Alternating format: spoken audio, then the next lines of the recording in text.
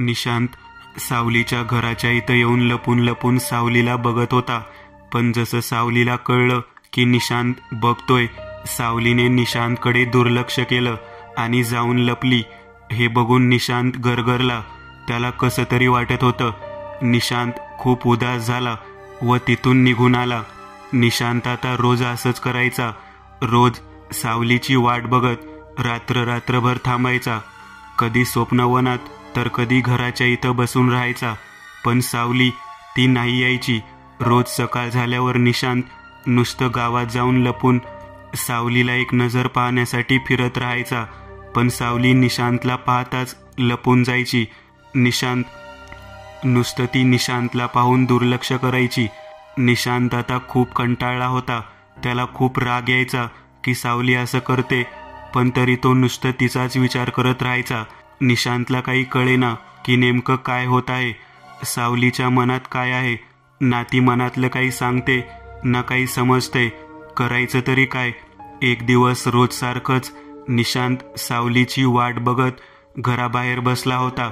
रात्रीचा काळोख त्याच्या जोरावर होता. निशांत विचारात गुंतून अगदी उद्ध्वस्त झाला होता. न सुटता त्याच्या डोळ्यातून पाणी आलं आणि निशांत रडू लागला. व रडत रडत निशांत बोलला, सावली बस. मी विचार केला होता की तू भेटलीस, जग भेटलं, पण न तू काय बोलतेस न काय मला समजते. मला नाही कळत की माझी काय चूक झाली की तू असं मला सोडून गेलीस. पण जर तू मला सोडून खुश राहू शकतेस तर ठीक आहे. मी इथंच तुझी वाट पाहणार नेहमी. कधीतरी तुझ्या मनात येईल, कधीतरी तुला वाटेल आणि तू येशील तुझ्या राजासमोर, तुझ्या निशांतकडे, आणि मला तुझ्या मिठीत घेशील. मला खात्री आहे की तू येशील. मी विचार केला होता की आता कधी रडायची वेळ येणार नाही. माझ्या मनात परत कधी मरायचे विचार येणार नाही. पण हे काय होत आहे, तू असं का करतेस त्याची मला काहीच जाणीव नाहीये. न तर मी तुला चुकच बोलू शकतो, पण मला मात्र हेही कळत नाहीये की माझी काय चुकी झाली आहे. निशांत हे बोलताच शांत झाला आणि डोंगराच्या टोकावर येऊन थांबला.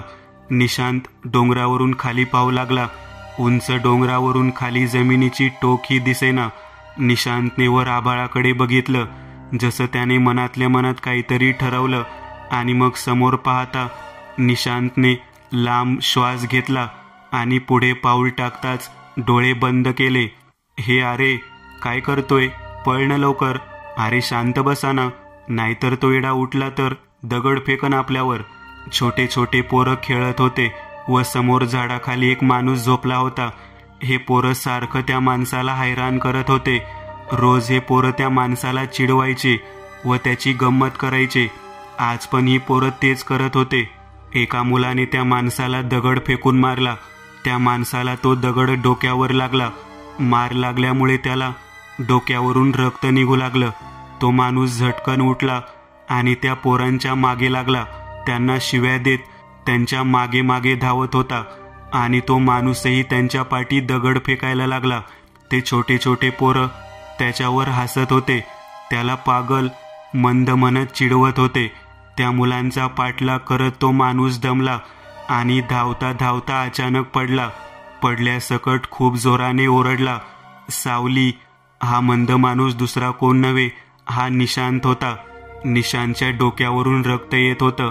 रक्ताने त्याचा चेहरा लाल झाला होता. धावताना पडल्यामुळे त्याला पायाला पण मार लागला होता. पण तरी तो सावली सावली करत जसा तसा उठला. पायाला लागल्यामुळे निशांतला चालता येत नव्हतं. तो बिचारा जसा तसा लंगडत लंगडत चालत एका झाडाखाली येऊन बसला. निशांतची तर हालत झाली होती. फाटलेले कपडे, कितीतरी दिवस बिना आंघोळीचा असाच फिरत होता तो. अख्ख्या गावभरात निशांत असाच फिरत राहायचा. निशांत त्या झाडाखाली येऊन बसला आणि रडत रडत त्या मुलांना शिव्या देऊ लागला. साले कुत्रे कुठले, मला मारलं. साल्यांनो समोर येऊन मारा ना हिम्मत असेल तर. साले हलकट कुठले, सोडणार नाही मी कोणाला. मी सावलीला सांगेन ना, खूप मारेन ती. मग एका एकाला पकडून पकडून मारेन. साले मेले कुठले, मला मारलं. सावली खूप दुखतंय. निशांत खूप रडत होता आणि रडता रडताच निशांत झोपी गेला. निशांत त्या झाडाला टेकून आरामात झोपला. अचानक गरम हवेचा थंडगार वाऱ्यामध्ये परिवर्तन झालं. सगळीकडे शांतता पसरली. आभाळाचा पांढऱ्या रंगात केसरी रंग उमटून दिसू लागला. तेव्हाच एका बाजूने थंड वाऱ्यासोबत सावली हळूहळू चालत येत होती. अत्यंत शांत वातावरण झालं होतं. सावली निशांतच्या बाजूला येऊन बसली. सावलीच्या चेहऱ्यावर तीच चंद्राची चमक दिसत होती व पांढऱ्या रंगाच्या साडीमध्ये सावलीचं रूप अत्यंत विस्मयकारक वाटत होतं. सावली निशांतच्या बाजूला येऊन बसली. निशांत झोपूनच होता. त्याला तर सुद्धच नव्हती. निशांतला अशा अवस्थेमध्ये बघून सावली गरगरली. तिच्या डोळ्यातून झळकते अश्रू तिच्या मनाची भावना व्यक्त करू लागले. सावली उठली व जवळूनच पाणी घेऊन आली व परत येऊन निशांतच्या बाजूला बसली. सावलीने निशांतचं डोकं तिच्या मांडीवर ठेवलं. निशांतच्या केसांमध्ये हात फिरवत सावली बोलली, खूप दुखतंय ना? माहीत आहे मला, पण काळजी करू नकोस. मी आहे ना तुझ्यासोबत. तुला काहीच नाही होऊ देणार मी. काय हाल करून ठेवला आहेस तू स्वतःचं. आणि बघ रक्त किती. आणि तू राहू दे, तू कधी काही बोलणार नाहीस. सावली थोडं चिडूनच बोलली. मग सावलीने पाण्याने निशांतच्या चेहऱ्यावरून रक्त साफ केलं आणि त्याची जखम ही पाण्याने साफ केली. मग निशांतचं डोकं मांडीवर ठेवून त्याच्या केसात हात फिरवत त्याच्या समोर पाहू लागली. सावली निशांतला अगदी प्रेमाने निरखून पाहत होती. सावलीच्या डोळ्यात स्पष्ट दिसत होतं निशांतसाठी तिचं प्रेम आणि काळजी. निशांत हळूहळू कळमळत उठला आणि हलकेसे डोळे उघडताच त्याची नजर सावलीच्या सुंदर चेहऱ्यावर पडली आणि निशांतने एकदा परत डोळे बंद केले. डोळे बंद केल्यासकट निशांतने बघितलं की सावली त्याच्या समोर थांबली आहे आणि निशांतला बघून गालातल्या गालात हसत निशांतला बोलली, मिठीत घे ना तुझ्या शोनाला. व एवढं म्हणत सावलीने तिचे दोन्ही हात लांब केले व निशांत अचानक दचकून उठला. उठल्यावर निशांतने पाहिलं की त्याच्या आजूबाजूला कोणच नाहीये व सावलीही तिथं नव्हती. निशांतचा चेहरा उतरला. लहान पोरांना जसं काय आवडीचं न भेटल्यावर चेहरा फुगून बसतात, अगदी तसंच तोंड करून सावली ओरडू लागली. पण सावली तिथं नव्हती. निशांत मोठमोठ्याने सावली सावली ओरडत होता. तेव्हाच एक माणूस जात होता. त्याने निशांतला असं ओरडताना पाहिलं व जिज्ञासाने त्याने निशांतला येऊन विचारलं, अरे मित्रा, काय झालं तुला? कोण आहेस तू? डोक्यावर मार लागला आहे आणि कपडेही फाटलेले आहेत. काय झालं काय नक्की तुझ्यासोबत? निशांतने त्या माणसाच्या शब्दाकडे दुर्लक्ष केलं व तो इथं तिथं बघत सावली सावली ओरडू लागला. अरे बाबा, कोण आहे ही सावली? कुठे आहे ती? तो माणूस जरा चिडूनच बोलला. सावलीचं नाव ऐकताच निशांतने झटकन त्या माणसाचा हात धरला आणि अगदी प्रेमाने, अगदी लहान मुलासारखं गोड अशा हसूसोबत त्या माणसाला म्हणाला, सावली बाबा, सावली. ती सोडून नाही गेली. सावली असं ओरडत परत बोलला, ती कुठे नाही जाणार. सावली येईल. मला बोलली मिठीत घे ना. त्या माणसाने मनातल्या मनात विचार केला, हा नक्कीच पागल आहे. बावळट कुठला. मीही कुठे फसलो यार. नक्कीच ही कोण? हा सावली. याला प्रेमात दगा देऊन गेली असेल आणि हा बिचारा तिच्या मागे येडा झाला आहे. देवा, काळजी असू दे जरा ह्याची. तो माणूस मनातल्या मनात स्वतःसोबतच बोलत होता. त्या माणसाच्या हातात पिशवी होती. त्याने त्या पिशवीतून कागदामध्ये बांधलेल्या 2 चपात्या निशांतच्या हातात दिल्या व निशांतला इशारा करत म्हणाला, सावलीची वाट बघू नकोस. ह्या चपाती आहे. भूक लागली की खा. निशांतने हसत हसत त्या चपात्या हातात घेतल्या आणि तो माणूस मग तिथून निघाला. थोडं पुढं गेल्यावर त्या माणसाने वळून बघितलं. निशांत त्या झाडाखाली बसून चपाती खात होता व अजूनही तो सावली सावली करत होता. निशांतला असं बघून तो माणूस बोलला, देवा, असेही प्रेम नको देऊस कोणाला की शरीर मात्र शरीर आणि जीव मात्र प्रेमाचं बधीर. देवा, जर प्रेम असं असतं तर असं प्रेम कोणाला अर्पण करू नकोस. स्वतःच्या मनाच्या भावनासोबत भांडत अगदी रागात निराश होऊन तो माणूस स्वतःसोबतच अशा कडव्या शब्दात बोलला आणि मग तिथून निघून गेला. निशांत असाच फिरत असायचा गावात. निशांतला सावलीला सोडून दुसरं काहीच लक्षात नव्हतं.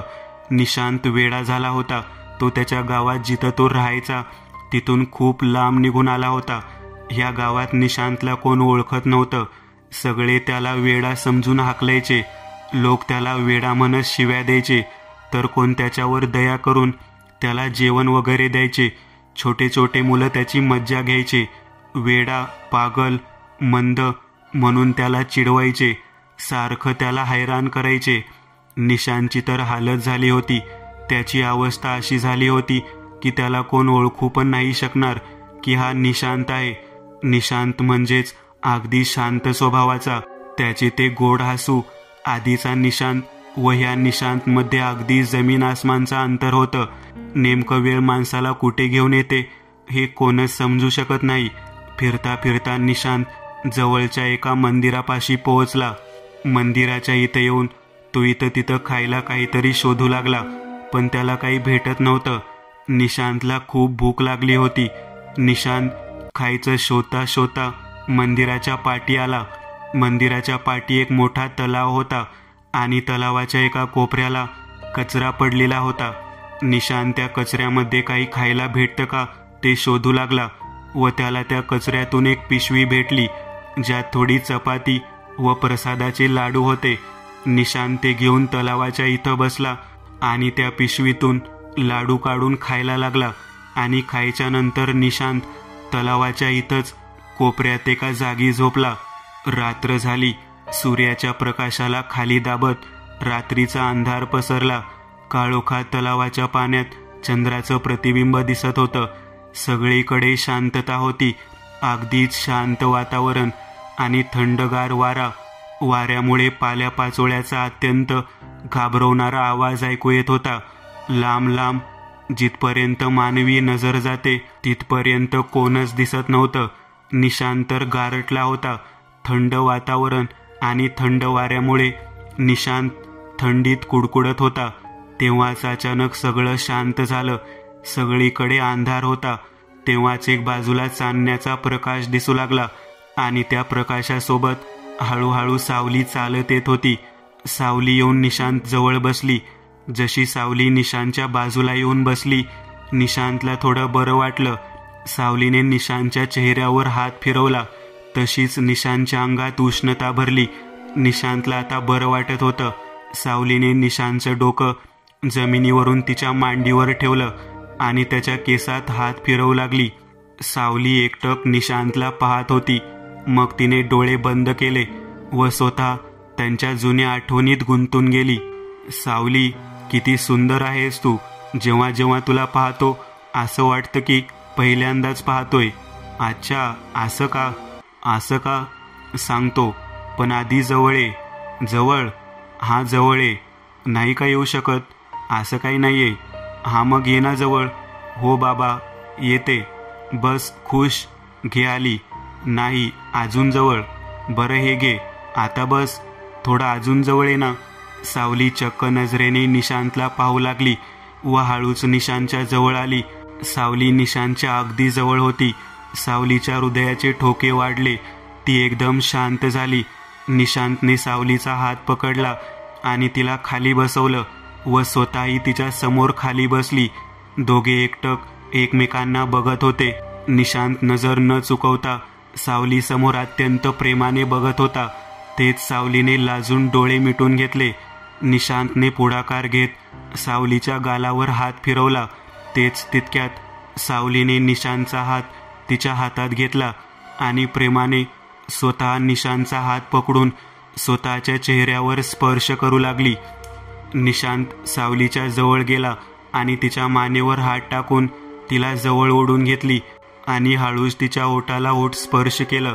स्पर्श करता मात्रच दोघांचा श्वासही एक झाला आणि दोघंही प्रेम क्रीडेमध्ये गुंतले. काही वेळानंतर निशांत संतुष्ट होऊन सावलीच्या मांडीवर डोकं ठेवून झोपला.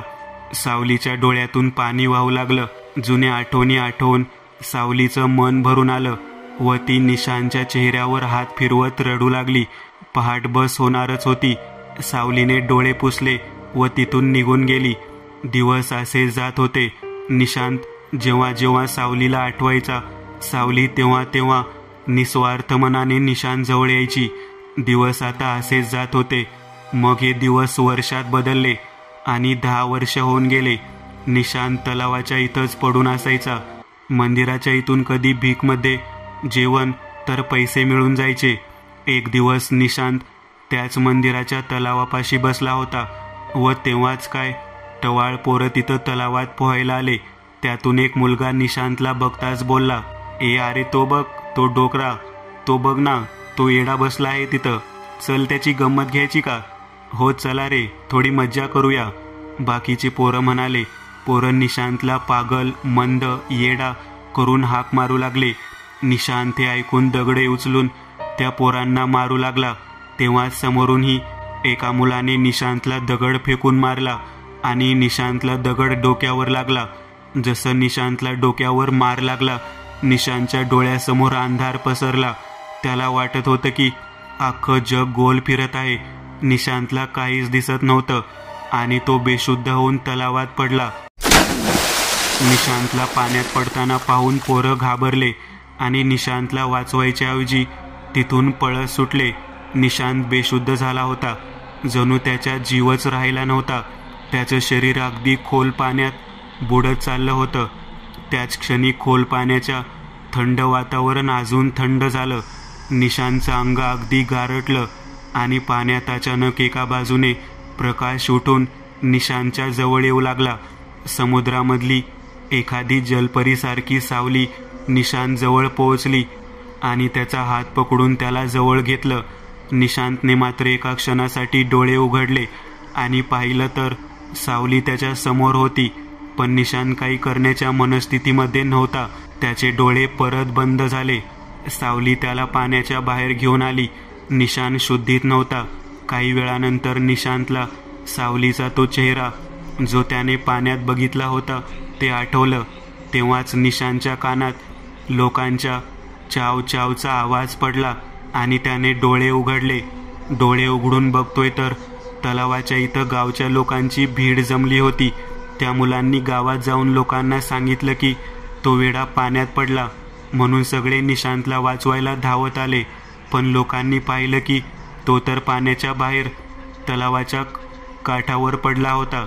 निशांत हडबडून उठला.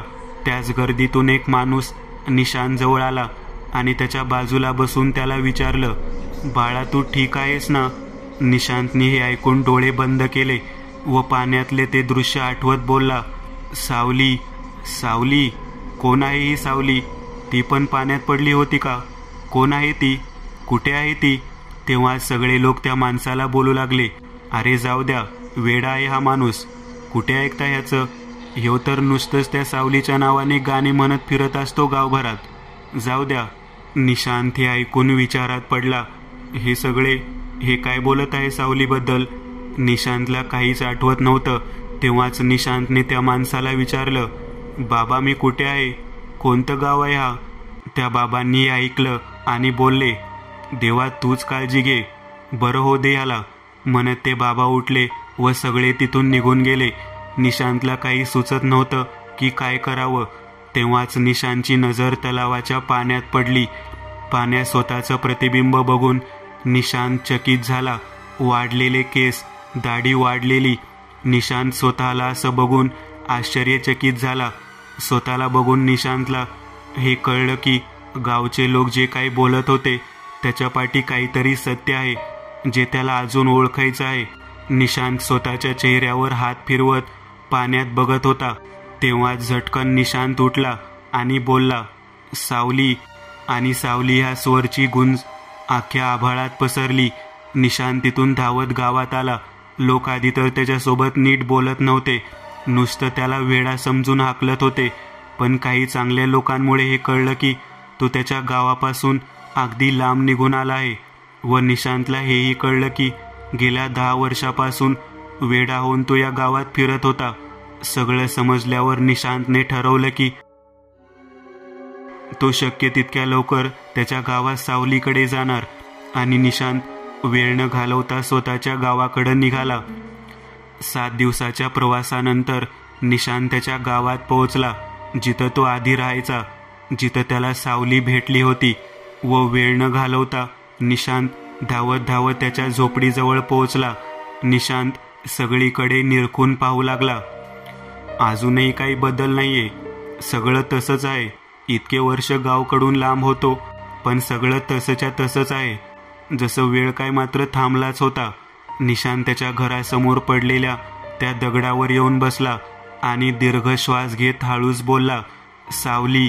निशांतने डोळे बंद केले तेव्हाच अत्यंत थंडगार वारा निशांतच्या शरीराला स्पर्श होऊन गेला. निशांतला वाटलं जणू सावलीच त्याला हळूच स्पर्श करून गेली. निशांत तिथून उठला आणि सरदारच्या घरी पोहोचला आणि तिथे येऊन जोरजोराने हाक मारू लागला, बाबा, बाबा आहात का घरी? निशांतचा आवाज ऐकताच सरदार झटकन घराबाहेर पडले. निशांतला समोर पाहून सरदार आश्चर्यचकित झाले. सरदारला सुचत नव्हतं की नेमकं काय बोलावं व सरदार काय बोलतील त्याच आधी निशांत अति उत्सुकतेने सरदारला विचारलं, बाबा सावली कुठे आहे? सांगा ना. माफ करा बाबा, मी तुम्हाला हे पण नाही विचारलं की तुम्ही कसे आहात, पण आधी सांगा ना. बाबा सांगा ना लवकर, सावली कुठे आहे? सरदारकडे निशांतच्या प्रश्नाचं काहीच उत्तर नव्हतं. सरदार शांत नजरेने निशांतला बघत होते. सरदारला हे कळलं की त्या दिवशी जे काही रात्री घडलं निशांतला त्यातलं काहीच लक्षात नाहीये. सरदारची शांतता पाहून निशांतला कसं तरीच होत होतं. न सुटता निशांतने परत विचारलं, बाबा सांगा ना सावली कुठे आहे? मला बघायचं आहे तिला. पण सरदार काहीच बोलत नव्हते व काही क्षणानंतर स्वतःची शांतता मोडत सरदार बोलले, चल मी तुला सावलीकडे घेऊन जातो. इतकं म्हणत सरदार पुढे निघाले व निशांत त्यांच्या पाठीपाठी. दोघंही थेट स्वप्नवनात पोहोचले, जिथं रोज निशांत आणि सावली भेटायचे. स्वप्नवन बघून निशांत खुश झाला, पण त्याला नेमकं हे कळत नव्हतं की सरदार का त्याला इथं घेऊन जात आहे. तेव्हा निशांतने पाहिलं की सरदार एका जागेवर येऊन थांबले. निशांतही सरदारच्या बाजूला येऊन थांबला. निशांतला समोर बघून धक्का बसला. बाबा हे काय आहे? तुम्ही कुठे घेऊन आले मला? मला सावलीकडे. इतकं बोलताच निशांतने निरखून पाहिलं की ही तीच जागा होती जिथं तो सावलीसोबत बसून असायचा व काही न बोलता निशांत सावलीच्या मृत्यू कबर समोर बसला आणि त्याच क्षणी निशांतच्या डोळ्यातून अश्रू वाहू लागले. सरदार बोलले, बघ तुझी सावली.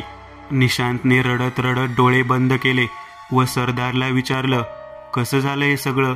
व तेव्हाच सरदारने सांगायला सुरुवात केली, त्या दिवशी जेव्हा तू माझ्या घरी आला आणि मी तुला विचारलं की कोण आहे ती मुलगी, पण तू काही न सांगता असाच निघून गेला. चहा पण नाही पिलास.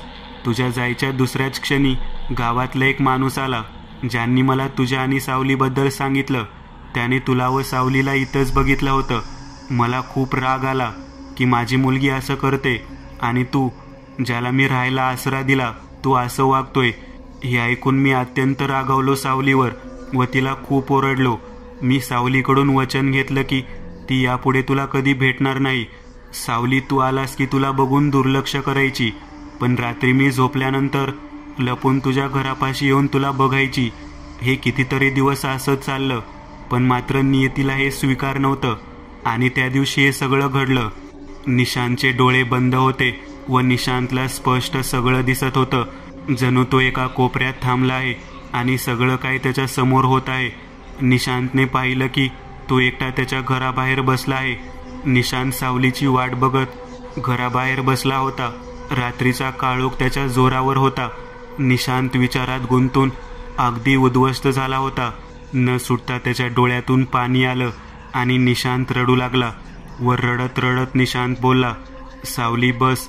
मी विचार केला होता की तू भेटलीस, जग भेटलं, पण न तू काय बोलतेस न काय मला समजतंय. मला नाही कळत की माझी काय चूक झाली की तू असं मला सोडून गेलीस. निशांत डोंगरावरून खाली पाहू लागला. उंच डोंगरावरून खाली जमीनची टोकही दिसेना. निशांतने वर आभाळाकडे बघितलं, जसं त्याने मनातल्या मनात काहीतरी ठरवलं. आणि मग समोर पाहता निशांतने लांब श्वास घेतला आणि पुढे पाऊल टाकताच डोळे बंद केले. पण तितक्या सावलीने त्याचा हात धरून त्याला पाठी ओढला. निशांत हडबडला. सावलीला समोर बघून चकित झाला. सावली निशांत समोर बघून रडत होती. वेडा झाला आहेस का तू? मी नाही भेटली तुला. तर जीव देशील तू? माझा विचार नाही केला? माझं काय होईल, मी कशी जगेन तुझ्याशिवाय? सावली असं बोलत निशांतच्या मिठीत शिरली, पण निशांतने तिला अडवलं व दोन्ही हाताने निशांतने तिची बाजू पकडली व तिला चिडून बोलला, का? मी कोण आहे आणि का रडतेस तू? तू तर खुश आहेस ना? मग का आली आज इथं? मरू दे ना मला. हे रोज तुझ्या नजरेने दुर्लक्षपणा नाही सहन होत, मला नाही आवडत. प्रेम आहे माझं तुझ्यावर, पण जेव्हा जेव्हा तू दुर्लक्ष करतेस ना मला बघून, तो प्रत्येक क्षण मला असं वाटतं की माझा जीव जात आहे. पण तू सोड. कोणत्या हक्काने तुला बोलू? काय आहेस कोण तू माझी? शोना, असं का बोलतोय तू? हो, बरोबर बोलतोय तू. चुकी झाली माझी, पण ऐक तर माझं. असं नको बोलूस की मी तुझी कोण नाहीये. मी तुझी सावली आहे ना. बोल ना शोना, फक्त तुझीच. सावली अगदीच दचकत बोलत होती. रडताना तिचा आवाजही निघत नव्हता. नाही, नको मला तुझी सहानुभूती. काय बोलायची तू ते? तुझ्या मिठीत माझं जग आहे. निशांत अगदी रागात बोलला, पण एवढं बोलताच तो शांत झाला आणि बोलला, सावली, काय झालं तुला अचानक? असं का वागलीस? सोड, सगळं नाही ऐकायचं मला. बस, तू आलीस माझ्याजवळ, एवढंच बस आहे. पण यापुढे असं नको करूस. रडू नकोस. शांत हो ना. निशांत अगदी प्रेमाने बोलला, नाही, मी तुझी गुन्हेगार आहे. बोल मला, ओरड, चिड माझ्यावर, पण असं नको बोलूस की मी तुझी कोण नाहीये. हो ग राणी, मी नाही बोलत. आता जरा हास. सावली शांत होऊन निशांतला बघत होती. निशांती तिच्या डोळ्यात डोळे मिटून पाहत होता. सावलीने निशांतच्या चेहऱ्यावर हात फिरवला आणि अगदी प्रेमाने बोलली, मी तुला काही होऊ देणार नाही. आला मोठा शाना, लगेच चालला जीव द्यायला. इतकं प्रेम करतोस, स्वतःपेक्षा पण जास्त. दोघांचं असं प्रेमळ बोलणं चालूच होतं की अचानक सरदारचा आवाज सावली व निशांतच्या कानावर पडला. दोघांनी समोर पाहिलं. सरदार समोर उभे होते. अगदी रागात निशांतला बोलले, अनाथ आहेस ना तू? शेवटी तसाच वागलास. मी तुला राहायला आसरा दिला आणि तू माझ्याच पोरीसोबत. जिवंत नाही सोडणार मी तुला. सरदार अगदीच रागात बोलले, बाबा, हक्क आहे तुमचा, बोला. मी आधीच तुम्हाला हे सगळं सांगायला हवं होतं. मी आलोही होतो सगळं तुम्हाला सांगायला, पण मी सावलीला वचन दिलं होतं की मी तुम्हाला काही सांगणार नाही. बाबा, माफ करा मला. चुकी झाली माझी. तुम्ही मला राहायला आसरा दिला, काम, घर सगळं दिलं, पण बाबा, माझं सावलीवर प्रेम आहे. हे ऐकताच सरदारने निशांतला बोलताना अडवलं व अगदी रागात बोलले, एकदा जर परत चुकूनही माझ्या पोरीचं नाव घेतलंस तर आताच तुझा जीव घेईन मी. सरदारचा राग अगदी प्रचंड होता, जे शांत होता कामानं. सावली खूप घाबरली होती व ती निशांतच्या पाठी लपली. तितक्यात गावातले काही लोक तिथं हातात काठी व भाले घेऊन जमा झाले. सरदार निशांतजवळ गेले व सावलीचा हात पकडून तिला ओढत निशांतकडून लांब घेऊन आले. सावली निशांतकडे पाहत हात लांब करून निशांत ओरडत होती, पण निशांत ही काही करू शकतो. सरदारने आदेश दिला व सगळे निशांतला काठीने मारू लागले. निशांत रक्ताने भरला. 4-5 लोक मिळून निशांतला एकट्याला मारत होते. तिकडचं दृश्य अतिशय घाबरवणारं होतं. निशांत येऊन सरदारच्या पायांवर पडला. सरदार बोलले, बस, थांबा. सावली बाबांच्या हातपाय जोडत म्हणत होती, बाबा, सोडा त्याला, त्याची काही चूक नाही ह्यात, त्याला जाऊ द्या ना बाबा. पण सरदार त्यांच्या रागात उत्कृष्ट झाले होते. त्यांना खरं खोटं काहीच समजत नव्हतं. निशांत सरदार समोर गुडघ्यावर बसला आणि सरदारला हात जोडत बोलला, बाबा, मी जे केलं आहे ते माफीच्या लायक नाही. नका माफ करू मला, पण मी सावलीशिवाय नाही जगू शकत. बोलताना निशांतचा आवाजही निघत नव्हता. रक्ताने निशांतचा अख्खा चेहरा लाल झाला होता. त्याच्या तोंडातूनही रक्ताची धार चालू होती. हे ऐकताच सरदार अगदी रागात बोलले, जर नाही जगू शकत तिच्याशिवाय तर मर. व जोराने सरदारने काठीचा वार निशांतवर केला. मार लागताच निशांत उद्ध्वस्त होऊन जमिनीवर पडला. तशीच सावली सरदारचा हात झटकत निशांतजवळ येऊन त्याच्या चेहऱ्यावर हात फिरवत रडत रडत निशांत ओरडू लागली, निशांत, उठ ना, निशांत. पण निशांत बेशुद्ध झाला होता. सरदार जवळ आले व सावलीचा हात धरून तिला खेचून घेत जात होते. तेव्हाच त्याच क्षणी निशांत शुद्धीत आला व पटकन त्याने सावलीचा दुसरा हात पकडला आणि थांबवलं तिला.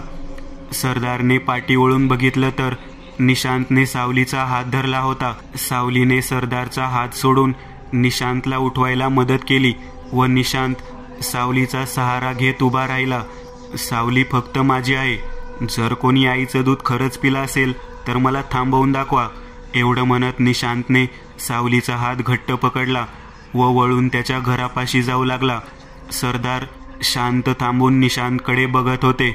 सावलीच्या खांद्याचा सहारा घेत निशांत हळूहळू पुढे चालत होता. सरदारच्या मनाला झालं की एक मुलगा जर माझ्या मुलीसाठी त्याचा जीव देऊ शकतो व गरज पडल्यास कोणाचा जीव घेऊ शकतो तर अजून मला काय हवं आहे. बस एकच तर मुलगी आहे माझी. तिची खुशी जर हीच आहे तर मी का. देवा, हे काय करायला जात होतो मी माझ्याच हाताने माझ्या पोरीचं स्वप्न सारं खराब केलं. नाही, पण अजून वेळ आहे. मी माझ्या सावलीचं लग्न निशांत सोबत करून माझी चूक सुधारणार. सरदारचा राग शांत झाला व सरदारने निशांतला हाक मारली. निशांत. निशांत आणि सावली दोघे सरदारचा आवाज ऐकून वळले व एकमेकाचा हात पकडून थांबले. तेव्हा सरदारच्या पाठून गावातल्याच एका मुलाने निशांतवर भाला फेकला. सरदारने हे पाहताच त्या पोराला ढकललं व तो कोसळून खाली पडला. पण सरदार किंवा निशांत काही करेन त्याच आधी तो भाला जाऊन सावलीच्या पोटाच्या आरपार झाला आणि निशांत तिला सांभाळेल त्याच आधी भाल्याचा जोरदार प्रहाराने सावली मागे ढकलली गेली व तशीच डोंगराच्या खाली पडली. हे पाहून निशांत दचकून तिथंच बसला. सरदार धावत येऊन डोंगरावरून खाली पाहू लागले. खाली नुसती झाडं होती. वरतून पाहणं अशक्य होतं. सरदारही डोक्यावर हात मारत तिथंच बसले. गावचे लोक सगळे त्या मुलाला ज्यांनी निशांतवर अटॅक केली त्याला पकडून मारू लागले. सरदार तिथून उठले व निशांत जवळ आले. निशांतला हलवून बोलू लागले, बाळा उठ, उठ बाळा. निशांत, सावलीला बघ निशांत. पण निशांत काहीच बोलत नव्हता. बस शांत बसून होता. निशांतचं तर जग हरवलं. तिथंच एका बापाने त्याच्या मुलीला गमावलं. गावच्या लोकांनी सावलीचं शव शोधून काढलं. पूर्ण रीतिरिवाजने सावलीच्या शवला नवरीचा शृंगार केला व सरदारने सावलीचं लग्न निशांत सोबत केले. निशांत अगदी शांत होता. बस एकटक सावलीच्या चेहऱ्यासमोर बघत राहायचा. न तो रडला ना एक शब्द बोलला. निशांतचा हात पकडून एका बाईने सावलीच्या गळ्यात मंगळसूत्र घातला व तिच्या कपाळी कुंकुमचा टिळा केला. सरदारने कन्यादान केले व सावलीच्या शवाला स्वप्नवनात दफन करण्यासाठी आणलं. अख्खं गाव तिथं जमलं होतं. सावलीच्या शवाला तिथं स्वप्नवनात दफन केलं गेलं. सरदार तिथून निशांतला घेऊन घरी आले. निशांतच्या तोंडात तर जणू आवाजच नाही राहिला. तो तर शांत झाला होता. त्याच दिवशी संध्याकाळी पंचायत जमली व निर्णय घेतला गेला की त्या मुलाने त्याच्या रागाच्या भरात ही करणी केली जी माफीच्या लायक नाही. यासाठी त्याला मृत्यूदंड देण्यात आले. पण सरदारने हे अस्वीकार केलं आणि बोलले, दंड द्यायचा आहे तर मला द्या. रागाच्या भरात मी माझ्या मुलीचं प्रेम, तिची भावना समजू नाही शकलो. हे सगळं माझ्यामुळे झालं आहे. जर तेव्हा मी माझ्या मुलीला समजून घेतलं असतं तर आज ती जिवंत असली असती. मुलगी मी गमावली आहे. या मुलाला दंड देऊन माझी मुलगी परत येणार नाहीये. याला सोडून द्या. सरदारचे हे वचन ऐकून गावच्या लोकांच्या तोंडावर जणू कुलूप लागले. सगळे लोक शांत होऊन खाली मान टाकून थांबले होते. सरदारने निशांतचा हात पकडला व त्याला बोलले, चल बाळा, जाऊयात घरी. व त्याला घरी घेऊन आले. बरेच दिवस निशांत शांत होता. ना तर जेवायचा न काही बोलायचा. बस एका सुरात सावलीचं नाव घेत बसायचा. सरदारकडून निशांतची अवस्था बघवत नव्हती. हे सगळं जे काही घडलं त्यासाठी सरदार स्वतःला दोषी मानत होते. याचा पश्चाताप सरदारच्या चेहऱ्यावर स्पष्ट दिसून येत होता. सरदार निशांतची खूप काळजी घ्यायचे. निशांत वेडा झाला होता. त्याला फक्त सावली लक्षात होती. बाकीचं सगळं तो विसरला होता. एक दिवस सकाळी जेव्हा सरदारनी घरात बघितलं तर निशांत घरात नव्हता. सरदारने गावभरात निशांतला शोधलं पण तो कुठे गेला कोणाला त्याचं काहीच ठाऊक नव्हती. सरदार डोक्यावर हात मारत रडू लागले की मुलीला तर गमावलं, पण आज मी मुलालाही गमावलं. निशांत एकदमच दुर्लभ झाला. कोणाला काहीच कळलं नाही की तो कुठे आहे. निशांत वेडा झाला होता आणि तसाच तो गावगाव फिरत राहायचा. त्याच तो एक दिवस त्या गावात येऊन बसला आणि मग त्याच गावात निशांतच्या आयुष्याचे 10 अमूल्य वर्ष निघून गेले. निशांतच्या डोळ्यातून अश्रू वाहत होते. त्याची भावना व सावलीसाठी त्याचं प्रेम त्याच्या अश्रूंमध्ये वाहून जात होतं. निशांतने डोळे उघडले व तो बोलला, सावली, कसा ना मी. त्या दिवशी तुझं काही न ऐकताच मी तुला मिठीत पण नाही घेतलं. तुला किती सुनावलं. बघ कसा ना मी तुझ्याशिवाय इतके वर्ष जगलो. पण बस तू नाही तर मी नाही. निशांतने मनातल्या मनात ठरवलं की तोही जिवंत नाही राहणार व शांत एकदम एक शब्द न बोलता निशांत तिथून उठून निघून गेला. सरदारने निशांतला थांबवलं नाही. सरदारला मनातल्या मनात हे माहीत होतं की निशांत आता काही करणार आहे, पण सरदारने निशांतला थांबवलं नाही व सरदारच्या डोळ्यातून अश्रू वाहू लागले. निशांत त्याच्या झोपडीजवळ आला. रात्र झाली होती. निशांत जिथून सावली पडली होती त्याच जागेवर येऊन थांबला आणि तिथून खाली पाहू लागला. निशांतने डोळे बंद केले व स्वतःचा आत्मविश्वास कायम करून त्याने डोळे उघडून खाली पाहिलं. तेव्हाच निशांतला खाली सावली दिसली. सावली निशांतला बघत होती व तिने हळूच तिचे दोन्ही हात पुढे केले. सावलीला पाहताच निशांतने काही विचार न करता वरतून उडी मारली. निशांत जमिनीवर पडला आणि जसे त्याने डोळे उघडले त्याला वाटले की तो मेला, परंतु जेव्हा त्याने आजूबाजूला बघितलं तर तो डोंगरावरच होता. निशांतला समजलं नाही की नेमकं काय झालं. त्यांनी परत प्रयत्न केला पण नाकाम झाला.